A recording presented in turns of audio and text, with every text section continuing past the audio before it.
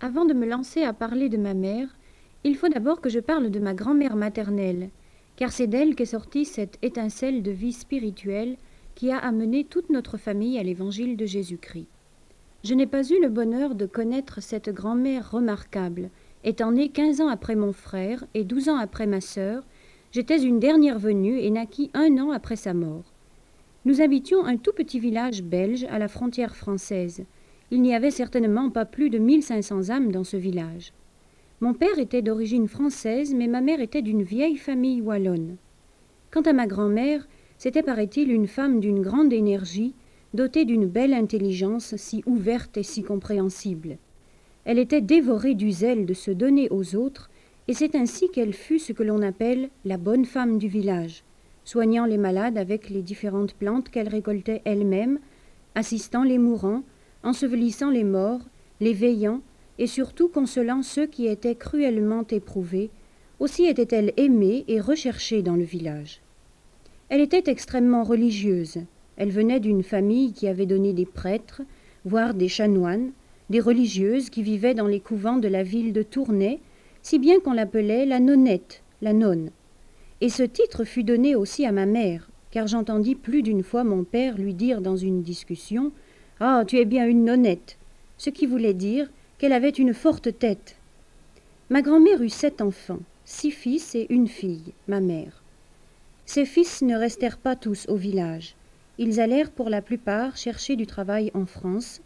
2 furent victimes de la guerre de 70, et enfin son dernier, son Benjamin, son cher Philippe, mourut tragiquement. Il était marinier et se trouvait dans un petit port de la Belgique, lorsqu'un soir, en voulant se rendre à l'invitation d'amis sur un autre bateau, il faisait nuit, il manqua la passerelle qui reliait le bateau à la terre, il tomba si malheureusement qu'il se brisa la colonne vertébrale sur un cordage. La mort fut instantanée. Ce fut pour ma grand-mère une terrible épreuve. Elle aimait tant ce fils. Elle était surtout désespérée que son fils soit mort sans aucun secours de la religion. Elle était si profondément catholique et se rendait chaque matin à l'église de son village.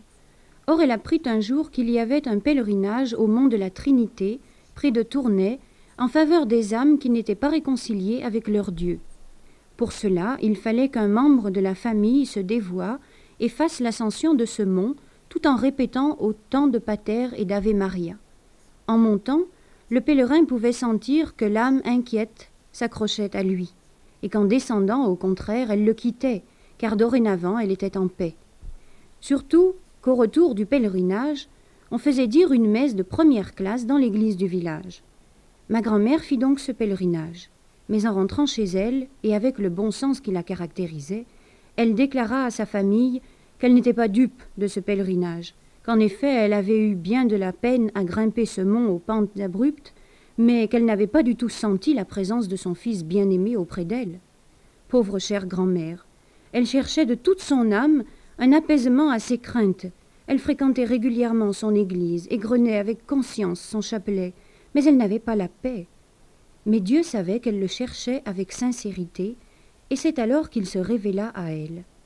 Se rendant au marché de Tournai, elle vit sur l'étalage d'un marchand de livres un drôle de livre avec cette étiquette « Le testament du Seigneur Jésus ». Comment, se dit-elle, le Seigneur Jésus a fait un testament? Mais je n'ai jamais rien entendu dire de pareil. Pour une modique somme, elle fit l'achat de ce livre qui n'était pas autre chose que les 4 évangiles. En ce temps-là, l'Église romaine se gardait bien de mettre la Bible ou les évangiles entre les mains de ses fidèles. Rentrée chez elle, ma grand-mère se jeta sur ce livre, et comme pour l'apôtre Paul sur le chemin de Damas, ses yeux s'ouvrirent à la vérité, et cela sans l'aide d'aucun être humain. Et alors la joie et la paix descendirent dans son âme. Elle avait trouvé ce que son âme cherchait depuis longtemps, elle avait rencontré son Sauveur.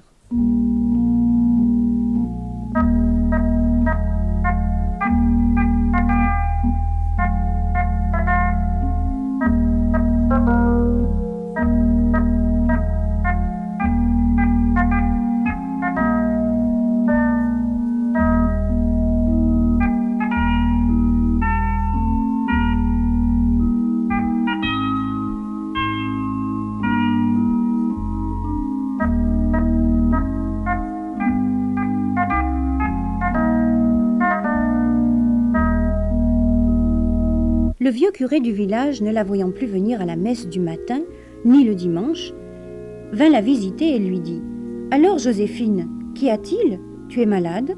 On ne te voit plus à la messe. » « Mais non, monsieur le curé, lui répondit-elle.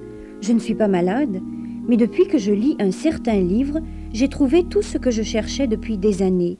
C'est-à-dire que j'ai trouvé la paix de l'âme et je suis heureuse. »« Va donc me chercher ce livre, dit le vieux prêtre. » Elle le lui apporta, et alors, de sa voix tremblotante, il lui dit « Mais Joséphine, ce livre est un livre d'hérétique. »« Mais qu'est-ce que c'est qu'un livre d'hérétique, monsieur le curé ?» demanda ma grand-mère. « Mais c'est un livre que les protestants lisent. Tu ne peux lire ce livre, je vais le brûler. »« Ah non, monsieur le curé, vous ne brûlerez pas mon livre, rendez-le-moi.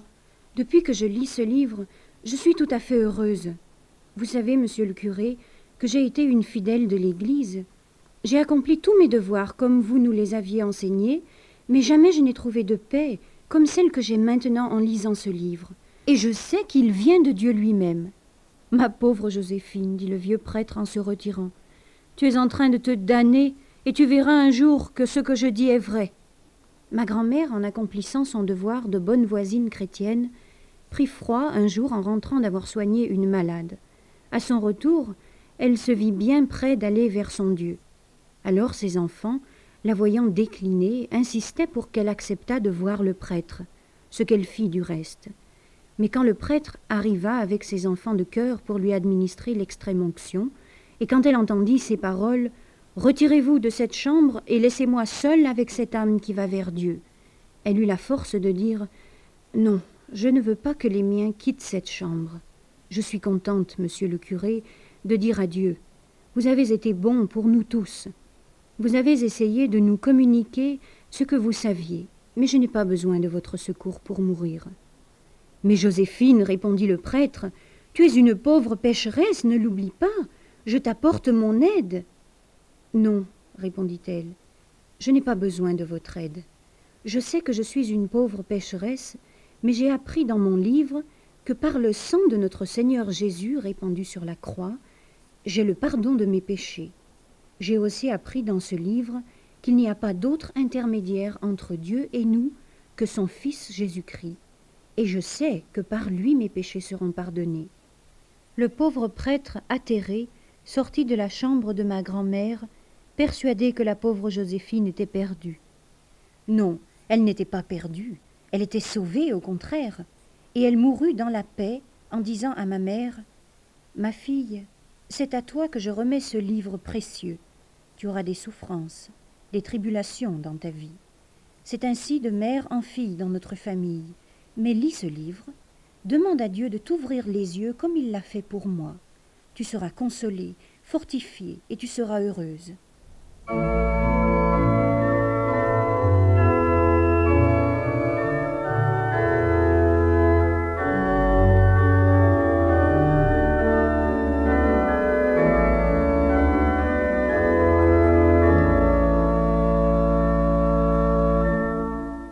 Ma mère avait donc hérité de ce Nouveau Testament. Elle l'avait mis de côté comme une relique. Elle aussi était très pieuse et se rendait à l'église chaque matin, accomplissant ses devoirs de bonne catholique avec fidélité. Mais les heures difficiles prédites par sa mère sur son lit de mort arrivèrent.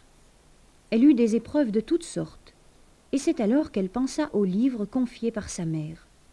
Elle le lut dans un esprit de prière, et à son tour, ses yeux s'ouvrirent à la vérité et la joie pénétra dans son âme. Elle avait trouvé la plus grande des richesses qui ne l'abandonna jamais. Quelle puissance de la parole de Dieu! Songez à ces deux femmes si simples, vivant dans un village retiré et essentiellement catholique. Sans l'aide de qui que ce soit, elles trouvèrent la vérité, car elles la cherchaient de toute leur âme et de toute leur sincérité. Le vieux curé, ne voyant plus ma mère le matin et le dimanche à l'église, vint s'enquérir de son absence, et tout comme sa mère, elle lui dit que depuis qu'elle lisait la parole de Dieu, elle n'avait plus le désir de se rendre à l'église qui ne lui donnait rien. Elle avait trouvé dans ce Nouveau Testament tout ce dont son âme avait besoin. Alors le pauvre cher homme, plus tremblant que jamais, s'écria « Je l'avais bien dit à ta mère, ce livre est un livre mauvais, un livre d'hérétique. Tu cours à ta perdition en le lisant. » Et elle de répondre « Que Dieu m'accorde de mourir dans sa paix, comme est morte ma mère qui a trouvé dans ce livre tant de joie et de réconfort. Un livre mauvais ne peut donner tant de paix à l'âme. » Et le curé s'en alla tout désemparé. Mon père laissait faire ma mère selon ses idées. Mais comme il entendait des critiques et des moqueries concernant la manière de croire de sa femme, il en souffrait beaucoup dans son amour-propre. Aussi, pour lui faire plaisir, ma mère décida d'elle-même de retourner un dimanche assister à la messe. Hélas, me raconta-t-elle, à peine étais-je assise sur ma chaise que je vis tout tourner autour de moi et vis comme une banderole tendue devant moi, avec ces mots écrits en grandes lettres. « Malheur à la truie qui retourne à ce qu'elle a vomi. » Immédiatement, je me levai et sortis de l'église. Si j'y étais restée quelques minutes de plus, je crois que je me serais évanouie. Ce fut sa dernière expérience avec l'église romaine. Comme elle marchait sur les traces de sa mère et était devenue la bonne femme du village, se donnant à chacun sans compter, tout le monde l'aimait, et tous étaient suspendus à ses lèvres lorsqu'elle racontait les beaux récits contenus dans son Nouveau Testament, surtout quand elle racontait les miracles. Elle avait une facilité remarquable pour raconter. Elle était devenue, dans le village, comme une sorte d'évangéliste, sans le savoir. Mais il lui manquait quelque chose. Elle se sentait seule, et dans son isolement, elle ignorait que d'autres personnes sur la terre faisaient les mêmes expériences qu'elle. Or, un jour, elle vit arriver chez nous un cousin d'un village pas très éloigné du nôtre, qui, après avoir fait les 400 coups et avoir abandonné sa femme et ses 2 fils, était parti pour l'Amérique. Comme il était un bon cordonnier, là-bas, il avait fait fortune. C'était encore le bon temps où l'on faisait fortune dans ce pays neuf. Il s'était marié à une jeune femme de la ville où il se trouvait. Naturellement, il ne lui avait pas dit qu'il était déjà marié au pays et père de famille. Il était donc bigame. Or, un dimanche, se promenant avec sa femme dans la ville, ils s'arrêtèrent devant une salle de culte, Quaker. Nous disons en français « Société des Amis ». Ils furent tous deux bouleversés par tout ce qu'ils entendirent ce jour-là. Ils y retournèrent, se convertirent et devinrent par la suite des membres fidèles de ce groupe chrétien. Mais avant d'arriver à être accepté comme membre, le cousin raconta à ma mère qu'il avait fait sa confession publique, qu'il se trouvait être un grand misérable puisqu'il avait abandonné sa femme et ses enfants au pays. Après avoir arrangé ses affaires là-bas, il revenait au pays pour se livrer à la justice puisqu'il était coupable de bigamie. Mais arrivé chez lui, il apprenait que sa femme était morte depuis longtemps. Donc l'action judiciaire tombait d'elle-même. Alors il avait installé ses 2 fils dans des fermes qu'il leur avait achetées. Et il allait retourner en Amérique vers sa femme qui l'attendait. Avant de partir, il était venu rendre visite à ses cousins qu'il ne reverrait jamais plus, sans doute. Tout en racontant tout cela à ma mère, celle-ci sentait son cœur battre violemment, surtout quand il parlait de sa conversion et de la grande bonté que Dieu avait eue à son égard en jetant un regard de miséricorde sur lui et lui permettant de devenir son enfant. « Mais alors, s'écria ma mère, c'est tout à fait comme dans mon livre. »« Quel livre, ma cousine ?»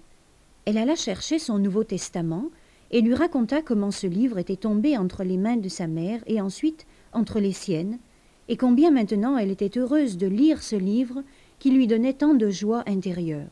« Mais alors, s'écria le cousin en saisissant les mains de ma mère, nous sommes vraiment frères et sœurs en Jésus-Christ.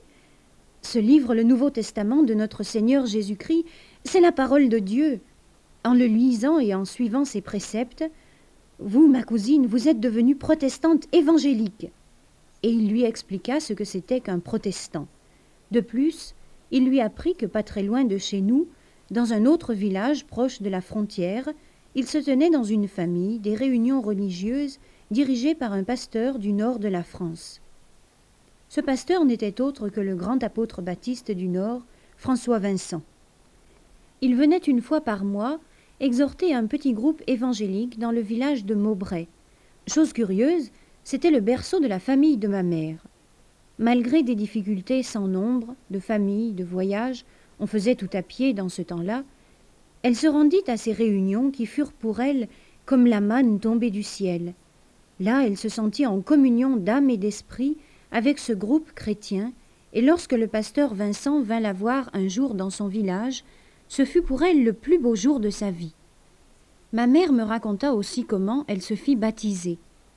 Un jour, M. Vincent annonça à la petite communauté de Maubray qu'il y aurait prochainement une cérémonie de baptême dans le temple de Denain dont il était le pasteur. Elle décida qu'elle y assisterait. Depuis le passage de son cousin d'Amérique, elle possédait une Bible, ce qui était pour elle la plus grande des joies. Elle la lisait matin et soir. Et je n'ai jamais rencontré quelqu'un qui lût autant sa Bible que ma mère, à tel point qu'elle pouvait citer de mémoire des passages entiers en signalant où ils se trouvaient. On peut dire que c'était le pain quotidien dont elle se nourrissait. Elle partit donc pour ce grand voyage. Les communications n'étaient guère faciles en ce temps-là. Aussi, quand elle parvint au temple, c'était justement l'heure de l'entrée. Ici, encore, je la laisse raconter elle-même cette nouvelle expérience. J'étais assise sur le banc lorsque je vis entrer monsieur le pasteur Vincent. Vite, je me présentai à lui. Il m'accueillit avec son bon sourire et ses bonnes paroles, en me disant combien il était content de me voir dans ce temple. Mais, lui dis-je, je ne suis pas seulement venu pour assister à la cérémonie des baptêmes. Je suis surtout venu afin de le recevoir moi-même. Mais, me répondit monsieur Vincent, ce n'est pas possible aujourd'hui, ma sœur. Il faut que votre candidature soit posée. Ensuite, le conseil et moi, nous déciderons. Alors, s'écria-t-elle indignée, ce qui est écrit dans mon livre n'est pas vrai. Quand l'apôtre Philippe, se trouvant sur le chemin de Jérusalem, rencontra l'eunuque éthiopien, il l'instruisit de tout ce qui concernait la vie du Christ, sa vie, son sacrifice. Et l'eunuque, ayant les yeux ouverts sur tout ce qu'avait fait le Père céleste, s'était écrié en voyant de l'eau, « Voici de l'eau, qu'est-ce qui empêche que je sois baptisé ?»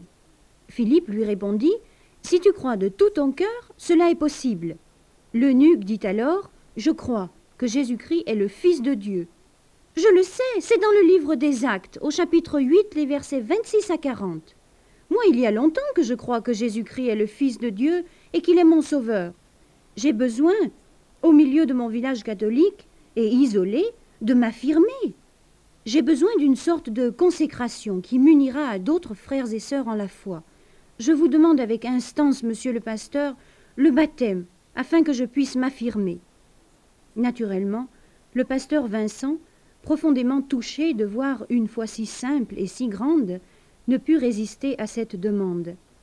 À l'issue du culte, il réunit les membres de son conseil et tous furent unanimes à accepter parmi eux ma mère par le baptême. Elle s'en revint toute heureuse dans son village, d'autant plus qu'elle emportait avec elle une autre Bible, la parole de Dieu tout entière, me dit-elle. Sur ces entrefaites, je fis mon apparition en ce monde. Le pasteur Vincent avait promis à ma mère qu'il viendrait à temps pour m'imposer les mains, car elle craignait que sa famille ne me baptise catholique. Mais le cher pasteur ne put arriver à temps, et comme ma mère était alitée, ma venue l'ayant très secouée, on me prit de force et l'on me porta à l'église catholique pour y être baptisée. Quand on me rapporta, la marraine dit « Nous avons pris une petite païenne à sa mère, nous ramenons une petite chrétienne. » Pauvre maman, elle était désespérée de cela, mais quand le pasteur Vincent arriva une semaine après, et comme elle montrait son désespoir d'avoir cette dernière petite qu'elle voulait consacrer à Dieu, baptisée dans l'église romaine, M. Vincent, avec son bon sourire, après avoir prié avec ma mère, lui dit « Voyons, ma chère sœur, ne vous faites pas de soucis au sujet de votre chère petite. Elle a reçu un peu de sel sur la langue et un peu d'eau sur le front. Quel mal y a-t-il à cela? Cela ne l'empêchera pas, si telle est la volonté de Dieu, qu'elle devienne un pilier de l'Église de Dieu. » Il avait raison. Je suis l'enfant des prières de ma mère et je suis devenu missionnaire en pays païen.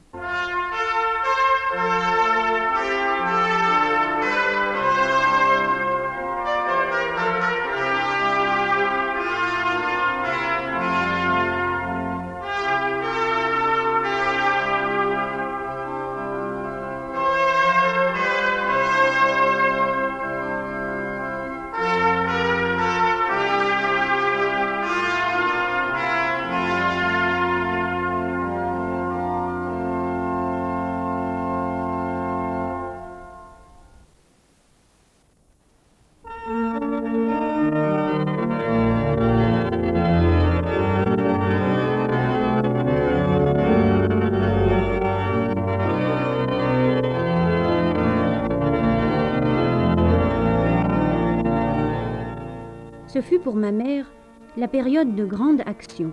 Elle réunissait chez elle ses voisins et ses voisines, leur racontait tout ce qu'elle avait reçu dans ses réunions fraternelles et tout ce que surtout elle avait reçu dans son livre, la Bible.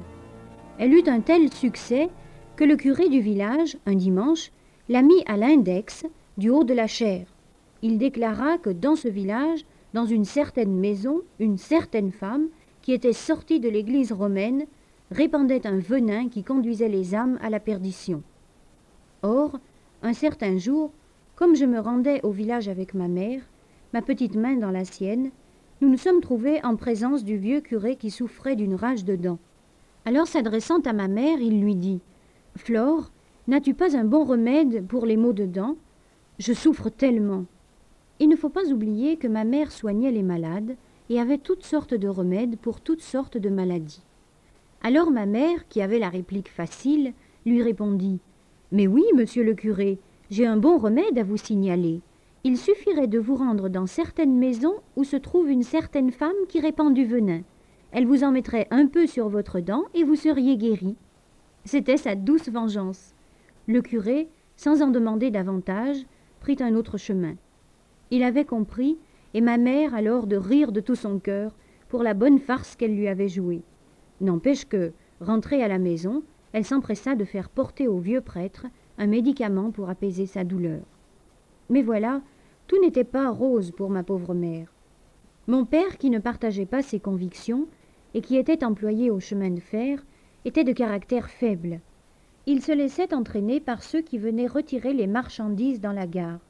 On lui offrait un verre, un autre, et comme il ne supportait pas l'alcool, il était vite hors de lui-même. Il venait de recevoir sa nomination de sous-chef de gare. Or un soir, ma mère s'aperçut qu'il ne pouvait pas faire son service. Elle le mit au lit, et prenant son manteau et sa casquette, elle partit faire le service à sa place. Quand elle eut reçu le dernier train, elle s'en revint, et alors le camarade de mon père lui cria « Hé, Louis, tu es bien pressé ce soir !» Ma mère, naturellement, ne répondit pas, et lorsque le lendemain le camarade dit à mon père « Dis donc, hier je t'ai appelé, tu ne m'as pas entendu ?» Mon père pouvait répondre sincèrement « Non, je ne t'ai pas entendu. » C'était sa femme qui faisait le service, et lui était au fond de son lit.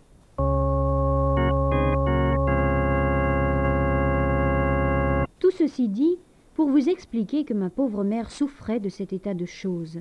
Elle craignait aussi pour son fils, qui, voyant l'exemple du père, pouvait en faire autant.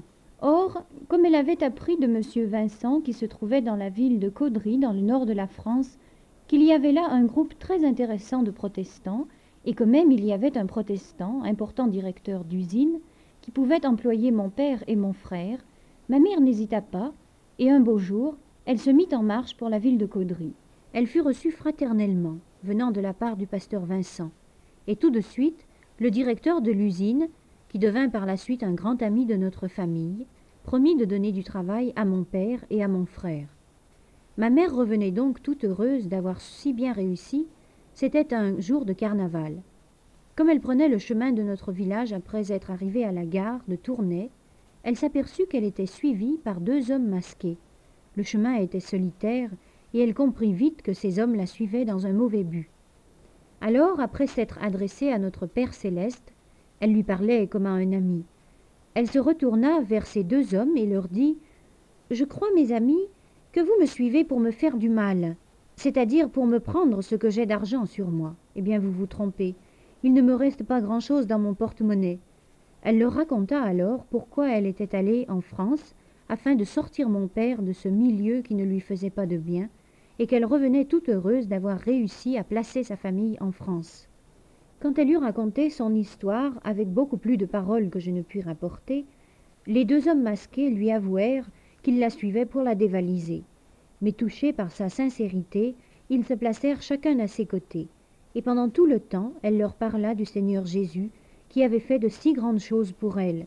Ces hommes l'accompagnèrent jusqu'à l'entrée du village et lui demandèrent comme une faveur de lui serrer la main, ce qu'elle accepta de grand cœur.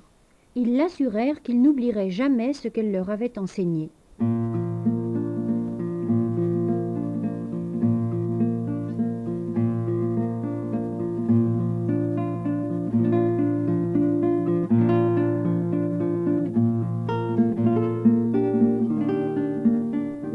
page se tournait pour toute la famille. Nous allâmes habiter dans une ville du Nord. Ce fut pour ma mère une joie suprême de se trouver dans un milieu évangélique. Comme il y avait de grandes pièces dans notre maison, elle en consacra une pour les réunions baptistes. On y installa des bancs et ma mère se chargea de l'entretien de cette pièce. Je me rappelle si bien ces dimanches de pluie où les gens arrivaient crottés, pleins de boue. Quelle maison nous avions alors! Mais maman ne laissa jamais échapper un murmure, car elle accomplissait cette humble tâche pour l'amour de Dieu. C'est aussi chez nous que l'Armée du Salut commença ses réunions d'appel. Nous avions un pensionnaire qui appartenait à l'Armée du Salut. Ma mère fut si enthousiasmée par tout ce qu'il lui raconta au sujet du travail spirituel que faisaient les salutistes, qu'elle leur fit appel. Des réunions se tinrent donc chez nous en attendant qu'ils trouvent une salle convenable pour s'installer tout à fait.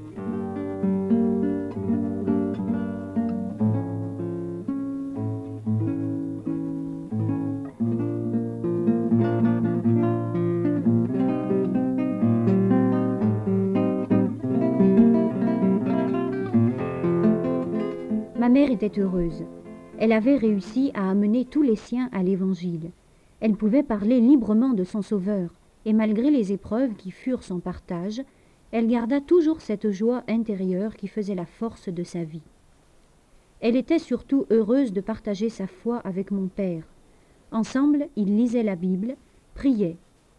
La veille de la mort de mon père, ils lisaient justement le chapitre 24 de Matthieu. C'était mon père qui lisait.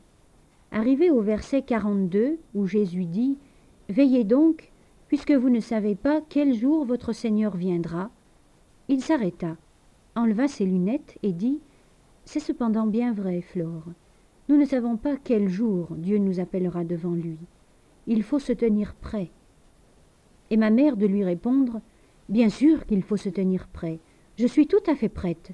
Le Seigneur peut venir me chercher. » Le lendemain, dans l'après-midi, c'est mon cher papa qui fut enlevé le premier, comme il travaillait dans son jardin.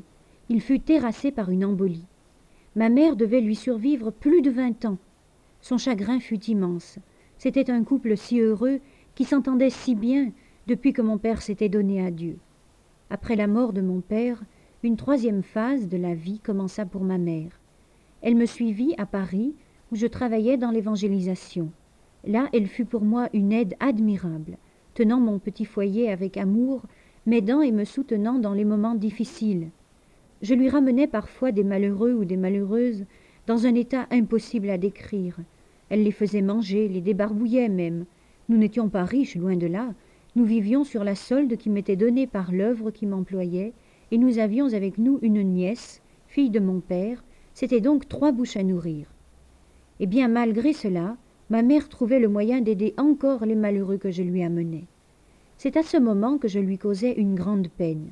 Je lui fis part de mon ardent désir de partir en pays païen comme missionnaire. Ce fut pour elle un coup terrible.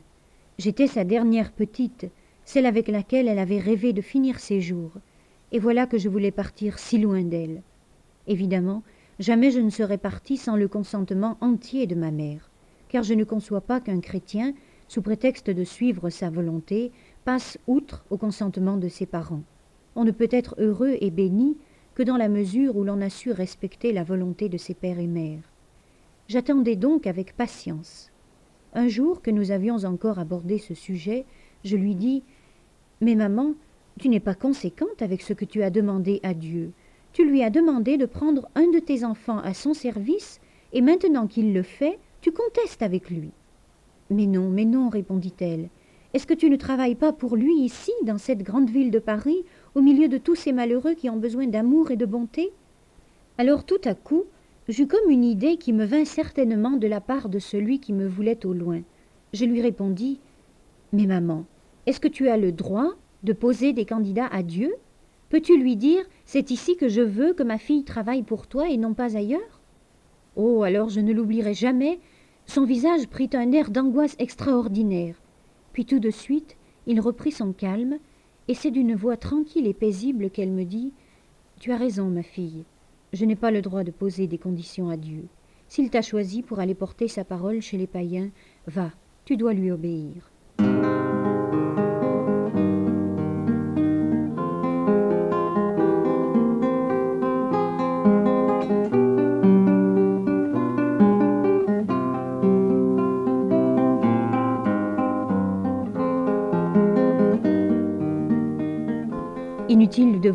que notre séparation fut extrêmement douloureuse. Au moment de mon départ pour l'Afrique, il y eut à la maison des missions, une réunion d'adieu pour ceux qui partaient. Or, le missionnaire Christol, qui est maintenant parti pour la patrie céleste, s'adressant à moi, dit « Mademoiselle d'Augimont, hier j'ai vu votre mère. J'étais justement de passage dans la ville où elle habite. J'ai voulu lui apporter mon réconfort spirituel, sachant combien elle souffrait de votre départ. Mais c'est elle qui m'a réconforté en me disant « Monsieur, ma fille est partie pour l'Afrique. C'est le Seigneur Jésus qui l'a appelée. Je n'ai rien d'autre à dire. Que ta volonté soit faite et non la mienne. » Elle était alitée. Le choc a été cruel pour elle. Mais on pouvait voir sur son visage une paix très grande. Et elle ajouta « Si vous revoyez ma fille avant son départ, dites-lui bien que je ne regrette rien. Qu'elle soit fidèle. Je l'ai donnée au Seigneur Jésus. Il faut qu'elle le serve fidèlement. » Ces paroles me furent adressées au milieu d'une grande émotion. En ce moment-là, je compris combien j'étais privilégiée d'avoir une telle mère. Elle me suivit alors avec des prières. Je sentais que j'étais soutenue par ses prières d'intercession. Elle m'écrivait chaque semaine, et jamais elle ne montra dans ses lettres le moindre regret de m'avoir laissé partir. Bien au contraire, de son côté, elle travaillait à recueillir des dons pour la mission. Elle allait trouver ses voisines avec mes lettres et les photos que je lui envoyais. Elle leur disait « Si vous voulez voir les photos qui viennent de ma fille, vous aurez à payer 50 centimes. Et si vous désirez entendre la lecture de ces lettres, ce sera 1 franc. » Puis elle envoyait ces petites sommes à la Société des Missions. Elle eut la joie de rencontrer à la Maison des Missions un couple de missionnaires qui revenaient en congé et avec lesquels j'avais travaillé aux Zambèzes. Ce fut une grande joie que de pouvoir parler avec eux de son enfant lointaine. C'est aussi pendant ce temps qu'elle fit la connaissance d'une autre mère qui pleurait parce que sa fille allait partir pour les missions lointaines. Ma mère l'aborda et tout de go lui dit « Comment, madame, vous pleurez parce que le Seigneur Jésus appelle votre fille à son service ? Mais il faut au contraire être fière, chère madame, d'un tel honneur. Je lui ai donné la mienne et j'en suis très heureuse. » La pauvre dame, à ces mots, refoula ses larmes et l'exemple de ma mère fut pour elle un encouragement.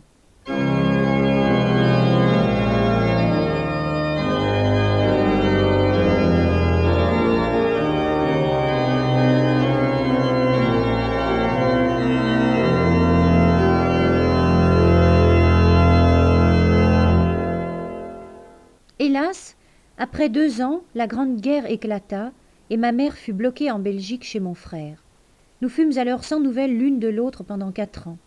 Ce fut pour moi la période la plus douloureuse de ma vie missionnaire.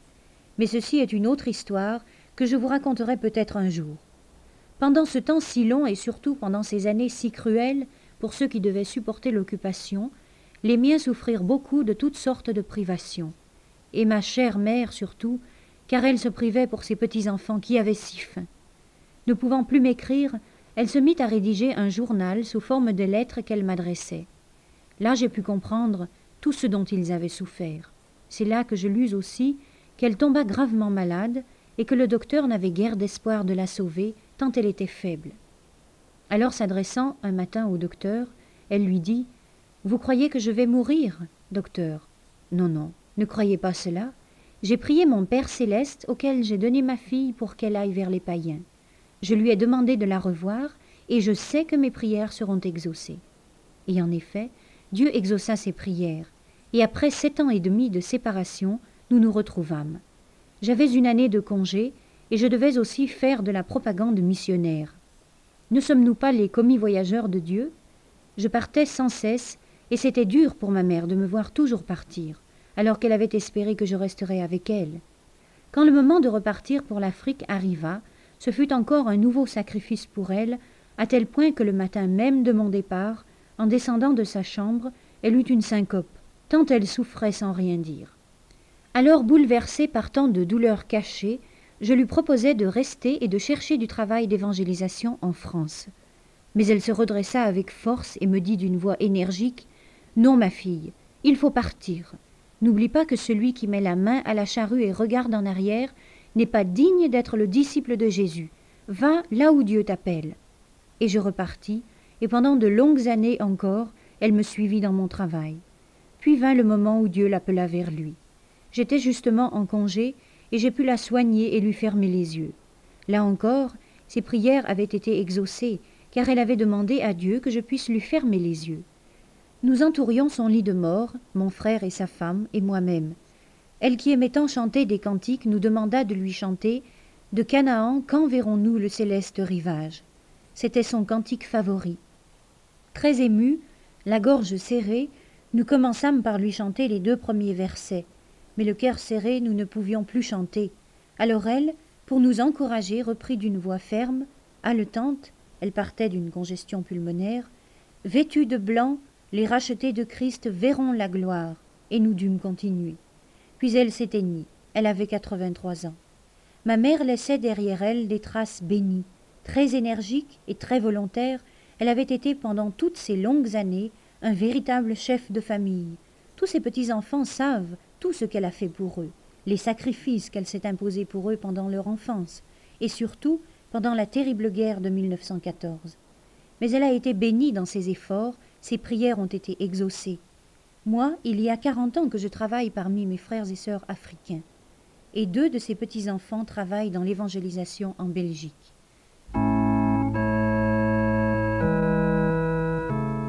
Dieu veuille que l'histoire authentique de ces 2 humbles femmes, arrivées à la connaissance de l'Évangile en lisant la parole de Dieu, soit un exemple pour les âmes inquiètes et qui cherchent leur chemin.